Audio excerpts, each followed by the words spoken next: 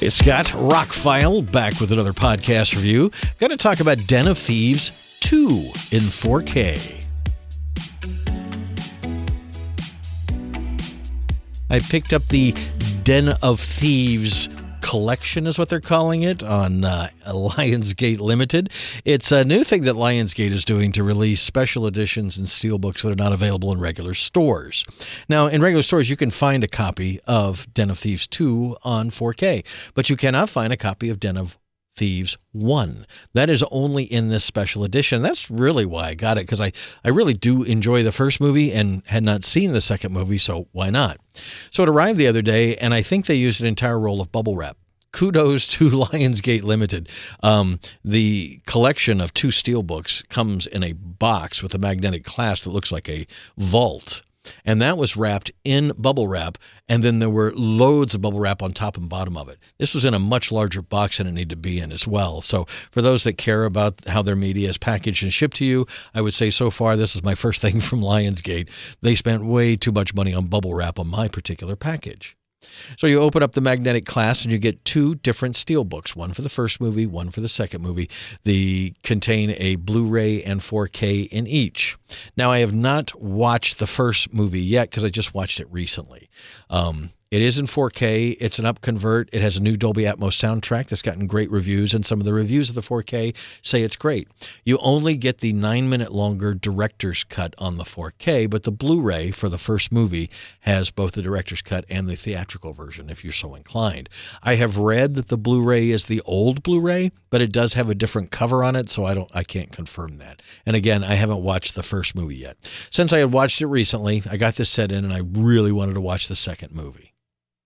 So the second movie also comes in a steelbook, also comes with a Blu-ray. I didn't test that.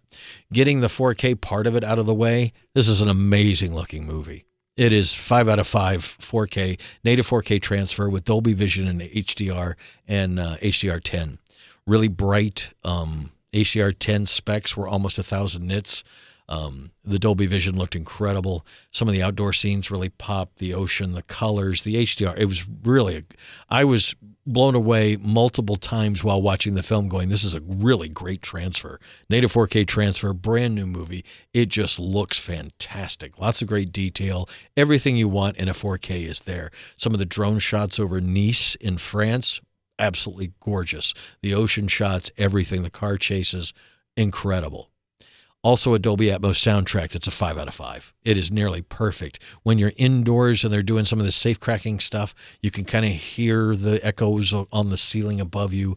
The car chases are rendered really well in a full Dolby Atmos surround sound with pieces occasionally flying over your head. That's another thing I noticed now that I'm a drone owner, how many drone shots there were, especially during the car chase. Pretty incredible, actually. This is also the first movie that featured an electric Porsche. So if you want to see and hear what one of those sounds like and looks like, it was made specifically for this movie and supposedly thrown away afterwards. I can't confirm that, but that's what the extras said. The cars are very fast. If you've ever driven an electric vehicle, you know how fast they are. Then imagine a Porsche. What I got to say about this movie is it's not a great sequel. It feels like a different movie. Sure, you have 2 of the main characters and there's a couple others I'll talk about, but overall this is more of a heist movie with a more European feel, where the first one was very much a U.S. gritty American, it just had a completely different feel. Now, bringing back Gerard Butler, I think he does a great job with the character, although he's a lot more likable in this one. He's really an ass in the first movie, through almost the entire movie. And although he does do some assy kind of things in this one, overall, you kind of like him a little bit better. And as far as O'Shea's character, Ice Cube, he's playing kind of a different character because the plot twist at the end of the first one. And I don't, if you haven't seen it, there you go.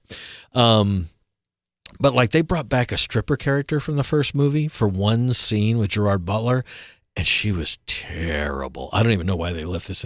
Well, I know why they left it in the movie. It ties a whole bunch of things together, but the scene is really awful. They have zero chemistry. Whatever she's almost acting like a different movie. Really not good. It was the only thing that really stuck out in the movie, wow, that's really bad. And if I have to say anything else bad about the movie, it has the same problem as the first one. There's a bit too much of it. A little editing would have gone a long way. This is a 2 hour and 20-minute film. didn't feel like it had to be that long, but the first one's about a 2-hour film, and it didn't really need to be that long either. There's a lot of scenes with our two main characters talking, getting to know each other, one-upping each other, and those are all great. The action scenes, especially the stuff in the car, the director was going for a very tactical feel, and he got it, almost like Heat on the road. The weapons they use and how they're firing them and how the action scenes are very well done. The director, Christian Gudegast, he also directed the first one, wrote and directed both of these films. If I have anything to tell him is like, just a little editing, dude. We don't need all the parts of these films that we have. But if you're looking for more of a heist movie, this one's good. It had a $40 million budget. It is literally all up on the screen. And it only made $56 million at the box office. But I saw online there is going to be a third one. During the extras, there's a nice, about a 20-minute extra on the sequels, 4K, where they go into the making of it. It turns out 7-8 years ago when they finished the first one, they planned to do this one. But Gerard Butler's schedule was crazy, and he kind of takes blame for it. Well, earlier this year, he said he's not going to wait, and they're going to go ahead and make a third one, so we're expecting it by next year. I'm kind of looking forward to it. Like I said, this plays as a different kind of film. It just feels different. And in the extras, the director totally agrees with that he was going for a different feel because these are different kind of bad guys. These European bad guys have a different quality about them than some of our American bad guys. And he's totally right. But I also think that Ice Cube's character could have done a little more with that. I think Gerard Butler's character, we could have done a little more with that.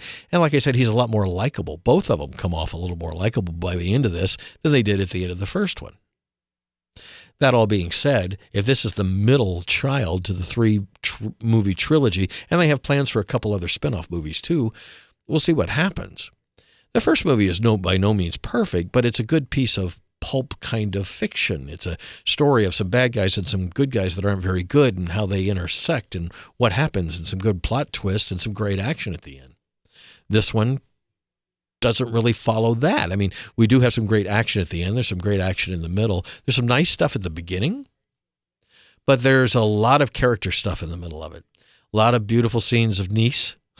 A lot of interesting dialogue, but it's not fantastic. And with some editing, this could have been a streamlined, pretty fast-paced heist movie. The heist itself, the details, I like people talking on radios and trying to miss the security and all of that stuff. That kind of, bank robbery kind of stuff is wonderful. They do that really well. And the plot twist at the end is good. I just think, the plot of them meeting for the first time since the last movie should have been a little heavier, and the end should have hit a little heavier. But I give this like a 3 out of 5. It's fine. If you're looking for a heist movie and you saw the first one, well, then you're going to see some characters doing some more and some interesting stuff. But if you're looking at this to be better than the first one, well, it's not. I think the first one, as it is a better kind of movie, but this is better filmed, more budget. It's a better made movie. It just needed a little more whittling down to make it, I don't know, as gritty and as powerful, as impactful as the first one. But even that one needed a little editing as well. All in all, Den of Thieves 2 and this 4-disc box set from Lionsgate is very nice. And I can't wait to rewatch the first movie in the director's cut that's 9 minutes longer if it looks as good and sounds as good. It's got a new Dolby Atmos soundtrack, so I'm kind of excited about it. But if you're on the fence about Den of Thieves 2, if you like the first one, get it. If you're into a heist movie, get it. And if you have a 4K setup with Dolby Atmos, get it, because this is going to be one of those films at the end of the year that people go, well, the movie's not that great, but man, the picture and sound was almost reference. It almost is. It really looked and sounded great. So your mileage may vary on the movie itself, but if you're a 4K fan, I would pick this up. This is one of the better releases of 2025 so far. Den of Thieves 2 gets kind of a half recommendation if you've seen the first one. If you haven't, go watch the first one and then decide whether or not you want to see this one. Other than that, though, the Lionsgate release, pretty cool, and it's nice to have a little box set of the two. What are they going to do when a third one comes out? If they make a third one, the OCD in my collection. Am I going to have a third one that's separate from the other two? It won't fit in the box. Anyway, we'll cross that bridge when we get to it. More podcast reviews on the way, more drone videos as well. Thank you for listening to a podcast. Please like, share, and subscribe, and have a fantastic day.